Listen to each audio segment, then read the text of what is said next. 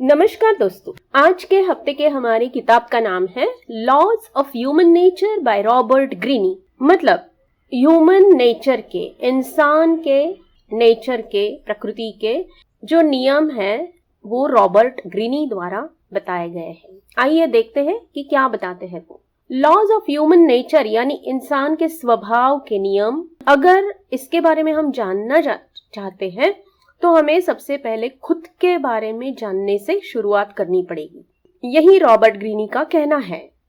जानवर हर धोखे को अपने इंस्टिंक्ट से जानते हैं, लेकिन इंसान के पास उसके कॉन्शियस माइंड होने से वे काफी पहले से ही किसी डेंजर यानी धोखे का अंदाजा लगा सकता है।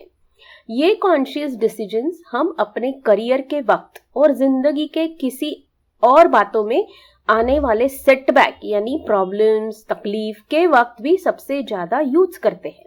जब हम औरों की नसीहत पर चलते हैं तो हम कभी इधर कभी उधर ऐसे भटकते रहते हैं और हमें मन के गहराई में ये पता होता है कि हम राइट डायरेक्शन यानी सही दिशा में नहीं जा रहे हैं। जब हम इस बात को जानने लगते हैं कि जो हमारे साथ हो रहा है, सफलता हो, असफलता हो, अच्छा हो, बुरा हो, वो सब हमारे ग्रोथ की एक फेज है और उसको पॉजिटिव वे में लेकर जब हम सोचते हैं तो अपने आप हमें सही डायरेक्शन मिल जाता है।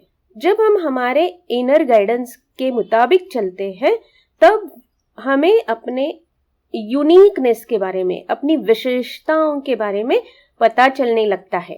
एक्चुअली हमारी जो विशेषताएं हमें बचपन में ही मिल जाती है या पता चलती है, लेकिन उस वक्त उन्हें इग्नोर या नजरअंदाज करने की वजह से हमें बड़े होकर उन्हें फिर से ढूंढना पड़ता है। अगर हमें अपने पर्पस को ढूंढना है, जो हमारा उद्देश्य है, जो हमारा जीवन का पर्पस है, तो हमें याद करना होगा कि हम अपने बचपन में कौन सी बातों को बहुत ज्यादा पसंद करते थे, हमें कौन सी बातें करना सहज या आसानी से आता था, पसंद था। जैसे कि हम एक फ्लो या बहाव के साथ आसानी से आगे बढ़ते हैं, उसी तरह हम कुछ बातों को बड़े आसानी से कर सकते हैं। उन्हें हमें ढूंढना है। जिन बातों को करते वक्त हम सब कुछ भूल जाते हैं, अपने आप को भी, ऐसी कौन सी बातें हैं उन्हें हमें ढूंढना है और उन्हें करना शुरू करना है ताकि हम अपने ट्रू पैशन को, ट्रू पर्पस को ढूंढ पाए। अगर इस ढूंढने की जर्नी में कभी हम निराश हो जाते हैं तो इसका मतलब ये होता है कि हमें अपने लेवल से ऊपर की तरफ उठने की प्रोसेस शुरू हो गई है। हमारी निराशा, फ्रस्ट्रेशंस, असफलता का मतलब ये नहीं है कि हम अटक गए या हम पीछे जा रहे हैं, लेकिन हमारी ग्रोथ की प्रोसेस शुरू हो गई है। जैसे कि जब हम हर रोज जब एक्सरसाइज करते हैं तो मन को, शरीर को रोज दुख थोड़ा थोड़ा होता है कि जल्दी उठना है, फिर दर्द होता है हाथ पैर जब एक्सरसाइज करते हैं तो शुरू में, लेकिन उसका जो फाइनल रिजल्ट है वो हमारे स्ट्रॉन्ग या मजबूत, स्वस्थ बनने में ही होता है। तो उसी तरह हमें अपने पर्पस को ढूंढते वक्त थोड़ी तकलीफ जरूर होगी, लेकिन एक बार अगर वो मिल जाता है ना तो फिर सुकून मिल जाता है।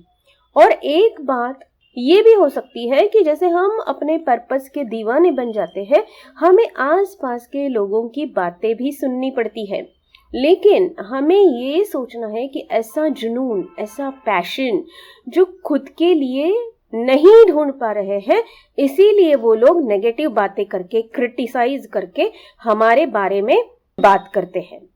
ऐसी बातों को इग्नोर करके हमें हमारी पर्पस की ओर आगे ही बढ़ते रहना जरूरी है। हम हमेशा दूसरों की एनर्जी और मूड को अनजाने में अपनाते रहते हैं, एब्सॉर्ब करते रहते हैं। अगर हमें इसे रोकना है, अवॉइड करना है, तो हमें हमेशा ऐसे लोगों से दूर रहना होगा जिनकी जिंदगी का पर्पस ही नहीं होता है, जिनकी एनर्जी बहुत लो होती है। मतलब हमें हमेशा ऐसे लोगों के बारे में सोचना है, उन्हीं से मिलना है, बातें करनी है जिनकी जिंदगी में कोई पर्पस है, उद्देश्य है, लक्ष्य है, और ऐसे लोगों की एनर्जी हमेशा हाई होती है। उसी तरह हमें लॉन्ग टर्म गोल्स यानी लक्ष्य पर फोकस करना ज्यादा जरूरी होता है। क्योंकि ये लॉन्ग टर्म गोल्स हमारे अंदर से द बेस्ट जो है, हमारा जो द बेस्ट यानी सबसे बेहतरीन बातें जो हमारे अंदर है, गुण जो है, उन्हें बाहर निकालने की क्षमता रखते हैं। लेकिन लॉन्ग टर्म गोल्स में एक प्रॉब्लम ये भी होता है कि हमारे एंजाइटी को, चिंता को वो बढ़ाते हैं। इसलिए हमें कुछ शॉर्ट टर्म गोल्स को भी टाइम टाइम पर रखना जरूरी है। और लॉन्ग टर्म गोल्स हमारे भविष्य यानी फ्यूचर से जुड़े होते हैं, तो शॉर्ट टर्म गोल्स जो है वो हमारे वर्तमान यानी प्रेजेंट से जुड़े होते हैं। और हमारे शॉर्ट टर्म गोल्स हमें हमारे लॉन्ग टर्म गोल के तरफ बढ़ाते रहते हैं, हमें एनकरेज यानी प्रोत्साहित करते रहते हैं। कई बार हमें अपने पर्पस को हासिल करने की इस जर्नी में, यात्रा में निराशा, दुख, असफलता, उदासी का सामना करना पड़ सकता है। उसी तरह अपने पर्पस से भटकाने वाली कई सारी बातें भी सामने आ सकती है, लेकिन हमें अपने फोकस को पर्पस से हटाना नहीं है, ताकि हम इन बातों को आसानी से लेट गो यानी छोड़ देना कर सके। हमें हमारे ड्रीम या गोल के लिए इतना पैशनेट होना जरूरी है कि हम उसमें पूरी तरह डूब जाए, खुद को भी भूल जाए, जिसे करते वक्त हमें शांति और खुशी महसूस हो। इसके लिए हम जितना वक्त इसके लिए दे सकते हैं, हमें देना जरूरी है। रादर हम ये कह सकते हैं कि ज्यादा से ज्यादा वक्त हमें इसके लिए देना जरूरी है। मतलब हमारे आसपास के छोटे मोटे डिस्ट्रैक्शंस जो है, यानी कुछ टेम्पररी आकर्षण जिसको हम कह सकते हैं, हमें छोड़ना, उन्हें सीखना पड़ेगा। हमें पूरा ध्यान उसके लिए जो काम करना है उसी पर लगाना जरूरी है, ना कि खुद पर या अपने डिजायर पर। मतलब अगर हमने कोई गोल या लक्ष्य निर्धारित किया है तो नेट सर्फिंग करना, इधर उधर की बातें देखना, बातें करते रहना, इधर उधर की बातें करते रहना किसी के भी साथ जो मिल जाए, या टीवी की सीरियल्स में घंटों बिता देना, ये सारी चीजों पर हमें कंट्रोल करना ही पड़ेगा अगर हम सही में अपने पर्पस को, अपने लक्ष्य को पाना चाहते हैं। तो इससे हमारा मन पूरी तरह उस प्रोसेस में डूबा रहेगा और हमारे डिजायर के अपोजिट यानी विरुद्ध कोई भी विचार या शक उसमें नहीं आएगा, क्योंकि ऐसे विचार हमारे फ्लो को बिगाड़ देते हैं। हम जब अपने आसपास के माहौल से इम्प्रेस हो जाते हैं, लोगों की बातों पर फोकस करते हैं जो हमारे लिए नहीं है, तब हम हमारे सबसे निचले एनर्जी लेवल पर यानी एनिमल स्टेट में होते हैं। यही बातें हमें फिर फास्ट रिजल्ट यानी तुरंत रिजल्ट और इजी मनी यानी झटपट पैसे कमाना जैसी बातों की ओर ले जाते हैं। ये हमें हमारे वर्तमान पर ओवर रिएक्ट यानी हमारे आज के माहौल को बुरा भला कहना, उसके बारे में नाराज रहना, ये सब करवाता है, जिससे हमारे इमोशंस यानी भावनाओं में अप एंड डाउन, उतार चढ़ाव होने लगते हैं, जो हमारे मूड को खराब कर देते हैं। हमें इन सब बातों में उलझने से बचना होगा। हमें इनमें ना उलझने वाले लोगों से ही ज्यादा मिलना जुलना बढ़ाना होगा, ताकि हम उसी एनर्जी यानी ऊर्जा को पकड़े रख सके जो हमारी ध्यान उस डिजायर के सिग्नल्स पर रखना सिखाए, बजाय इसके कि तुरंत घटने वाली घटनाओं पर हमारा ध्यान चला जाए, जिससे हमारी आंखें हमेशा हमारे लॉन्ग टर्म गोल पर टिकी रहती है, फिक्स रहती है। वर्तमान यानी प्रेजेंट में होने वाली अचानक जो वर्तमान में होने वाली घटनाएं होती है ना, वो हमें इतना उलझा देती है और दुखी कर देती है कि उन पर विचार ही नहीं हम कर पाते। हम बिना सोचे उसमें खो जाते हैं और फिर गलत बातें कर बैठते हैं। अगर हम खुद को शांत रखकर उन पर थोड़ा सोचते हैं तो हमें पता चल जाता है कि इसमें इतना घबराने की, इतना पैनिक होने की बिल्कुल ही जरूरत नहीं है। और फिर हम जब अचानक घटी घटनाओं के रूट कॉज तक फिर पहुंच पाते हैं। कई बार हम खुद को कुछ संघर्ष में घिरा हुआ पाते हैं और उस वक्त हम अपने लॉन्ग टर्म गोल को कुछ असंभव यानी इम्पॉसिबल महसूस करने लगते हैं और हमें लगता है कि हम इतनी सारी एनर्जी और टाइम इस पे ऐसे ही वेस्ट कर रहे हैं। ऐसे वक्त हमें अपने स्पीड को कम करके थोड़ा सा ठहर जाना यानी रिलैक्स होना, अपने मन को समझाने समझने के लिए कुछ वक्त देना, सॉलिट्यूड में यानी एकांत में बिताना बहुत जरूरी है, ताकि हम फिर से रिफ्रेश होकर, रिजुवेनेट होकर अपने गोल पर काम शुरू कर सके।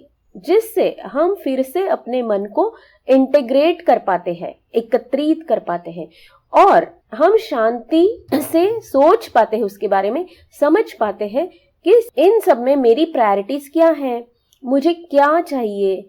और बातों से बहस करके जीतने के बजाय हम अपने काम से, बर्ताव से औरों को जीतना शुरू कर देते हैं। इस सॉलिट्यूड या अकेलेपन में हम अच्छे से जान सकते हैं कि हमारे लिए क्या इम्पोर्टेंट है, हमारे लिए क्या और कौन सी बातें मायने रखती है, मैटर करती है। इसके लिए हमें सबसे पहले अपने पेशेंस यानी धीरज को बढ़ाना जरूरी है, जो सिर्फ प्रैक्टिस करने से ही बढ़ता है, उसकी कोई शॉर्टकट नहीं है। दूसरी बात, जब हम ऐसे इश्यूज को फेस करते हैं तो हम खुद के और इससे इन्वॉल्व सभी के स्ट्रेंथ और वीकनेस के बारे में हमें सोचना जरूरी है, उसका एनालिसिस करना जरूरी है। नेक्स्ट इंपॉर्टेंट बात यह है कि जरूरत से ज्यादा जानकारी इकट्ठा करते रहना या हर किसी से पूछते रहना अपने सवालों को हमें थकाता है, उलझाता है और बेबसी की एक फीलिंग महसूस करवाता है। हमें सबकी बातें सही लगने लगती है, इसलिए इन बातों को लिमिटेड रखकर खुद के अंदर झांकना और पता करना कि मुझे सही में क्या लग रहा है, क्या सही है, ये बहुत इम्पोर्टेंट है। हम दुनिया को जिस नज़र से देखते हैं, समझते हैं और महसूस करते हैं, वो हमारा एटीट्यूड यानी नज़रिया बन जाता है और हमारे एटीट्यूड के मुताबिक अच्छा या बुरा हमारी ज़िंदगी में घटता रहता है। जब हमारा एटीट्यूड नेगेटिव होता है तो हम रिस्क लेने से डरते हैं, एक डर हमारी जिंदगी में होता है हर बात में, हर बात के लिए और औरों को जिम्मेदार ठहराते हैं। हम हमारे साथ जुड़ी हुई या कोई और बात होगी तो औरों को ही सुधारने की कोशिश करते रहते हैं, जो कभी पॉसिबल नहीं होता है।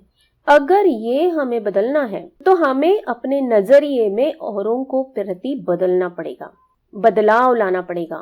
चेंज या बदलाव दूसरों के बजाय खुद में लाना पड़ेगा। गलतियों से या फेलियर से हमें सीख लेनी होगी। मौके के इंतजार करने की बजाय हमें मौके क्रिएट करने होंगे यानी निर्माण करने होंगे। कुछ लोग नेगेटिव एक्सपीरियंस के कारण खुद को रेस्ट्रिक्ट कर लेते हैं, रिस्क लेने से डरते हैं, एक फेंस डाल लेते हैं अपने आसपास इर्द गिर्द, जबकि कुछ लोग नेगेटिव एक्सपीरियंस को ही चैलेंज मानकर खुद पर खूब ज्यादा मेहनत करते हैं और सफलता हासिल करते हैं। ये सब हमारे एटीट्यूड यानी नजरिए की वजह से होता है। जैसे जैसे हम बड़े होते हैं, हम सारे शक और क्रिटिक्स जो औरों ने कहे हैं या तो हमारे बारे में या दुनिया के बारे में, हम उन्हें अनजाने में अपने मन के यानी सबकॉन्शियस माइंड में डाल लेते हैं, एब्सॉर्ब कर लेते हैं और अपने बाउंड्रीज यानी अपने दायरे को लिमिटेड बना देते हैं। इसे अपने मन से हटाने के लिए अपने आप को ये समझाना जरूरी है कि मैं आज जो भी हूँ, जहां पर हूँ, उससे कई ज्यादा पोटेंशियल यानी संभावनाएं मेरे अंदर मौजूद है। हमारे हेल्थ और एनर्जी लेवल को हाई रखने के लिए हमें अपने विल पावर को बढ़ाने की प्रैक्टिस हमेशा करते रहना जरूरी है और उसमें सिर्फ वही बातें डालनी है हमारे मन में, सबकॉन्शियस माइंड में, जो हमारे लक्ष्य को सपोर्ट करती है, सपोर्टिव है, और शक या डाउट्स यानी क्रिटिक को लेट गो करना छोड़ देना जरूरी है। इसके लिए हमें हर बात जो लोग कहते हैं उसे पर्सनली लेने की आदत को छोड़ना होगा, स्पेशली वो बातें जो हमें अच्छी नहीं लगती। इसके लिए हम रेजेंटमेंट थेरेपी को यूज कर सकते हैं, जिसकी लिंक मैं यहाँ दे रही हूँ, उसका भी एक ऑलरेडी वीडियो मैंने डाला हुआ है। उससे अपने आप हमारा पॉजिटिव एटीट्यूड एक्सपांड होने लगता है, बढ़ने लगता है, जिससे हम आसानी से अपने गोल्स या लक्ष्य पर फोकस्ड रहते हैं। मतलब अगर हम अपने पर्पस यानी उद्देश्य को, पर्सपेक्टिव यानी संभावनाओं को और एटीट्यूड यानी नजरिए को ध्यान से चुनते हैं, अवेयर हो जाते हैं, ध्यान रखते हैं, तो हमारी सफलता निश्चित है। यही रॉबर्ट ग्रीनी का कहना है। तो चलिए दोस्तों, आज से ही हम इन 3 बातों पर, पर्पस, पर्सपेक्टिव और एटीट्यूड यानी उद्देश्य, संभावनाएं और नजरिए को अवेयर होकर, जागरूक होकर देखना शुरू कर देते हैं और जिंदगी में ढेर सारी सफलता पाने की शुरुआत करते हैं। धन्यवाद।